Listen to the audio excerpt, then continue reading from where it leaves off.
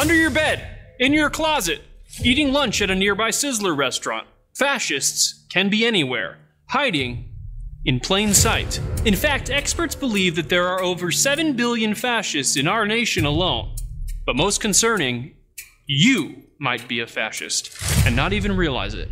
Here are the most common warning signs that you are a fascist. You've been to a 4th of July parade at least once in your life. Flags, fireworks, and you know what else starts with F?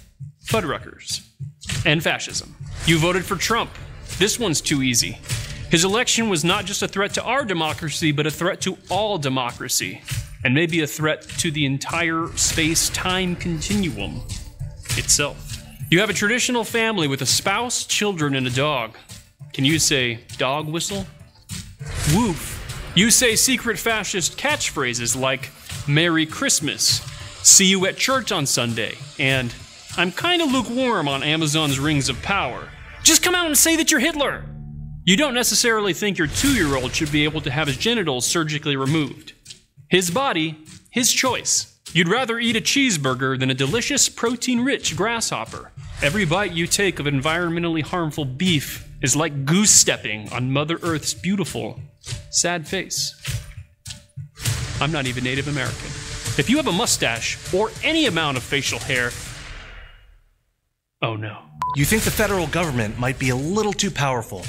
Sounds like you might be a dangerous insurrectionist. Knock, knock. Who's there? It's the FBI. Here's a particularly dangerous one.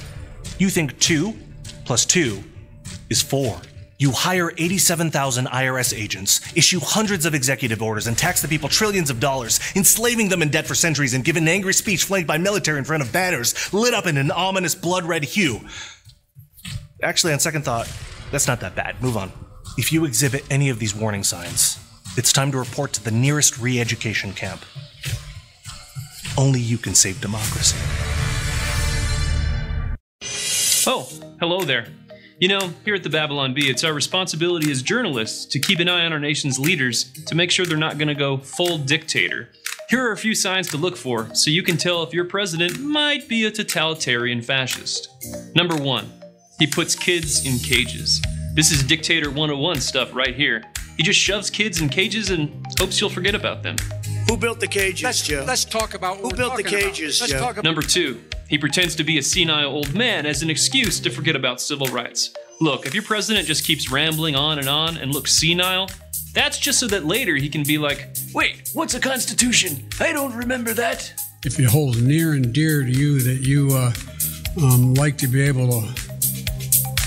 Anyway. Number 3, he attempts a federal takeover of voting regulations.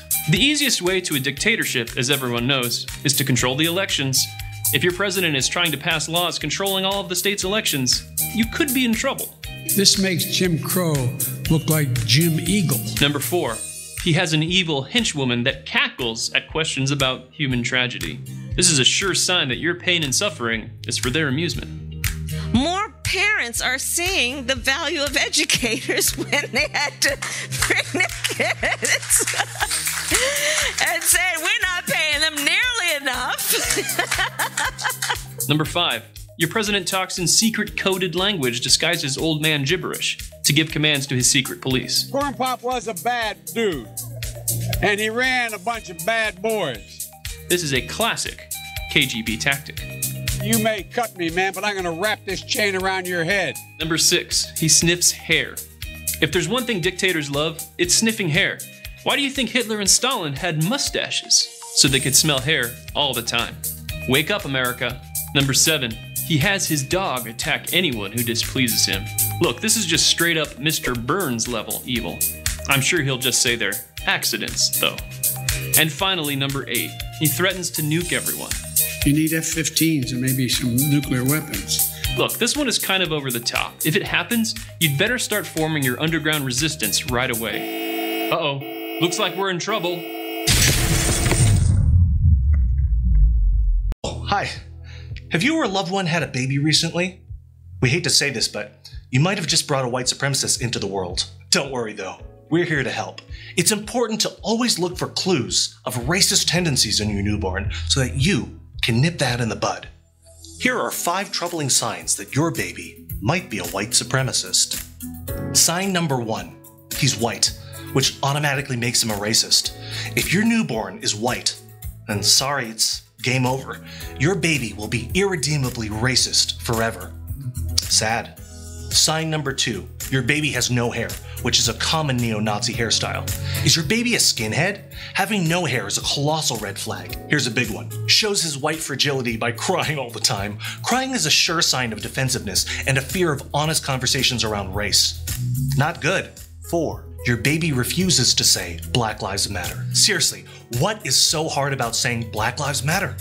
If instead he says things like goo goo gaga, this is even more troubling. The phrase goo goo gaga has 10 letters in it. Do you know what else has 10 letters in it?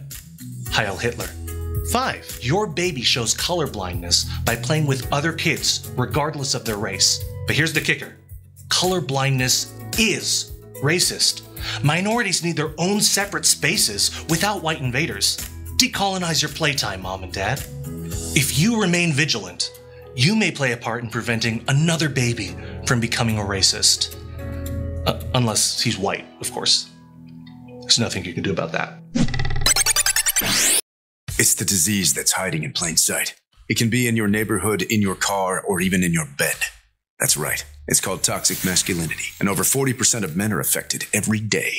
Worst of all, toxic masculinity is contagious. So if you're infected, you need to know right away so you can avoid spreading it to your friends and your family. Are you or a loved one suffering from toxic masculinity? Look out for these warning signs. Even the faintest whisper of facial hair. If you have a mustache, schedule a checkup. If you find a goatee on your face, consider going to the emergency room. If you have a full beard, well, it's probably too late for you. Mowing the lawn instead of letting your wife do it for the sake of equality. Oof, not good. Let your wife break the lawn mowing glass ceiling today. Eating meat on occasion. A disease like toxic masculinity can quickly change your diet. If you find yourself leaving your vegan avocado quinoa toast smoothies untouched in favor of wolfing down some bacon-wrapped bacon, you might have toxic masculinity. Throwing a professional wrestler off a steel cage right through the announcer's table. Men who suddenly look around and find that they're tossing a professional wrestler off a steel cage to plummet right through the announcer's table are at high risk of developing toxic masculinity. If a man in your life is suffering from this symptom, encourage him to stop wrestling in the WWE immediately. Holding the door open for a woman once in a while. Wow, this one is really bad. You need to do better if you're going to beat this thing. One way to fight this symptom is to slam the door right in a woman's face and scream, "Equality!" through the glass. When she glares at you, try it today. Yelling stuff about freedom and charging into battle wearing blue face paint. If you find yourself charging into battle against the English wearing blue face paint in the 14th century, you might be beyond medical help. Do all of society a favor and get yourself drawn and quartered so no one else catches this contagious illness. Thinking about the Roman Empire, even once. Even thinking about the Roman Empire one time can be a deadly omen. Further stages of this disease can cause men to think about worse things, like the Galactic Empire, the Kingdom of Gondor, or the Imperium of Man. In the grim darkness of the far future, there is only toxic masculinity. And finally, being a man who does not hate himself. This is the most telling sign. If you're a biological male and you don't hate yourself, toxic masculinity is already coursing through your veins. If there's going to be any hope of recovery, you need to begin hating yourself today. If you or your man are showing one or more of these symptoms, contact your medical professional today. Get help before it's too late. If you think of any other symptoms of toxic masculinity, leave them in the comments down below. Welcome to the Ministry of the Disinformation Governance Board. You've been brought here for the crime of spreading misinformation on the internet. It was a tweet. Tweeting isn't a crime. It is now. You criminal. But everything I said was true. We will tell you what is truth, and you will repeat that truth. Do you understand? All I did was call Rachel Levine a man. He's an adult human male. It's an objectively true statement. Winston, every time you lie to me like that, I'm gonna play this song. International laundering is really quite ferocious. Make it stop, please. Please make it stop. That was our executive director, Nina Jankowicz. It's not very pleasant, is it? Now let's try this again. If the party says that Rachel Levine is a woman, then Rachel Levine is a woman. Now, what gender do you see? Rachel Levine. Levine is a man.